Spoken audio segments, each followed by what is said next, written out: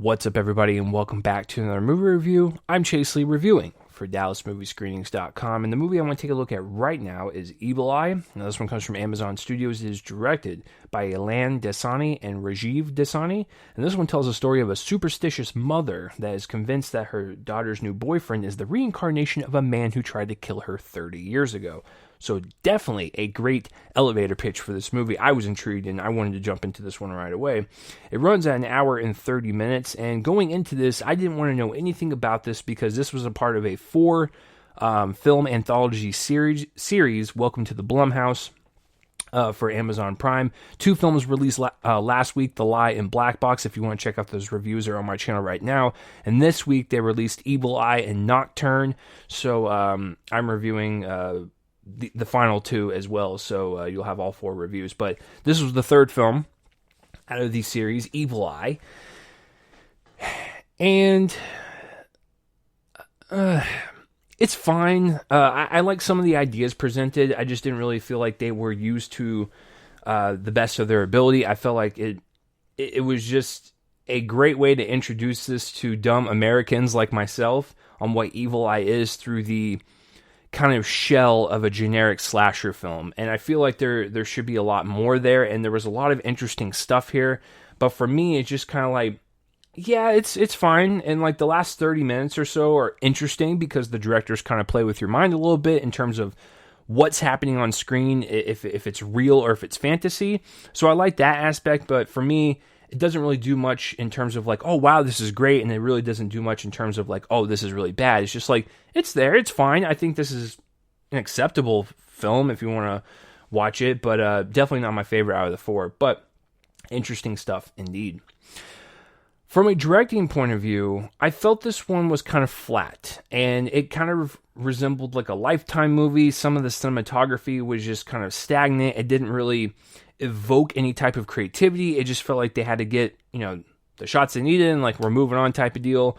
And so the visual component to this film is not really fascinating. It's just, it's kind of flat. And like I said, kind of stale. And, when you're dealing with like this rich history of what Evil Eye is and how it is actually, talked about throughout the entire world, you figure like this would be, filled to the brim with, like visual creativity. I didn't really get that. And so, yeah, in terms of actual like atmosphere and like I said, visual aesthetic, it just didn't really do anything for me. I think it mainly comes down to the story and like some of the like parts that I really like about it that I, kept me interested throughout the entire thing. So in terms of the actual horror element, once again, it's fine. It takes the form of like a slasher film, like I said. And the last 30 minutes are definitely gruesome, and there's definitely some hardcore violence there. And I was like, okay. I mean, that kind of made up for it in the end because this person was kind of terrible, so I'm all for it. But what I really liked about it was the dramatic stuff between the mother and the daughter, because her mother is trying to set her up. It's a set-up marriage. The daughter doesn't want that. She wants to go meet people on her own, and she ended up meeting a different person that her mother did not recommend, and unfortunately, it started to go downhill. And her mother she's just worried. Like, this isn't like something where like she wants to intrude in her daughter's life. It's the fact that they live so far apart, that she's just worried. That's her only, from what I could tell, I don't think they mentioned anyone else, but that's their only child. And so, you could feel that pain and that frustration that the mother is going through. So every time when they're having like phone conversations, that's where I actually liked the movie. I liked their interaction with one another. I liked her concern and her fear and the sadness that's kind of brewing within her. I liked the fact that her daughter wanted to try new things, but then when she realizes things are going wrong, she tries to have her mother come help, because like that's what mothers do. And so I liked the mother-daughter relationship. I liked everything that had to do with their characters. yeah, I thought that part was sweet, and I thought their relationship was endearing, and I once again, I preferred the phone calls between the daughter and the mother over everything else, because I thought everything else was kind of cheapened by the substance and the material of that relationship. So, I mean, that's what we're kind of dealing with. We're dealing with a bunch of highs and a bunch of lows, and so it's just like, I feel bad for it because, like, once again, parts I liked, the rich history of Evil Eye, but, like, it's just frustrating. I just wish it could have been a little bit more.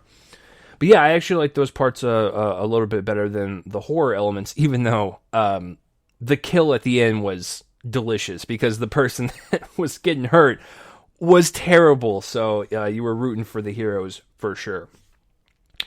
So let's see. So getting to some of the performances, I think the best one for sure is Sunita Mani. She plays the main character, and the only thing I've ever seen from her prior to this film is Glow, which unfortunately got canceled by Netflix. But that is a fantastic show, and she plays one of the supporting characters. But yet every time when she's on screen, she makes an impact. So having her as the main character in this one, she's great. Like I loved following her.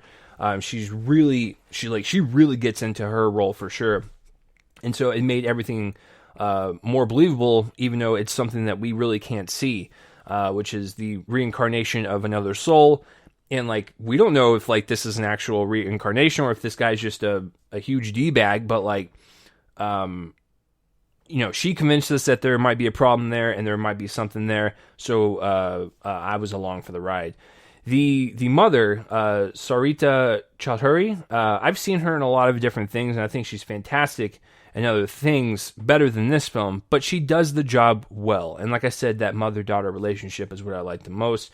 Everyone else, Sandeep, the character Sandeep, played by Omar Muscati, he was good as the villain. Doesn't really have much to play with because, like I said, things don't start rolling in until like an hour into the film. But I think for what he had, it was fine. So, this is just one of those instances where, like, reading the premise of the film, I was excited for it. I was excited to learn more. I did research after watching this because I wanted to know more about what Evil Eye meant to specific cultures and all of that. And that part was fascinating to me. So thank you, this movie, for bringing that to my attention. Because once again, dumb American here. But yes, I thought there was a lot of ideas presented that could have been fleshed out a little bit more. I like the drama stuff more than the horror. The performances are, they average out to pretty good. It's just not anything that I really care to watch again. But as far as the Blumhouse series, it is far from the worst. So it's got that going for it. The Lie is still in the lead for the worst one out of the four so far. So I'm going to give Evil Eye, I'll give it a C+.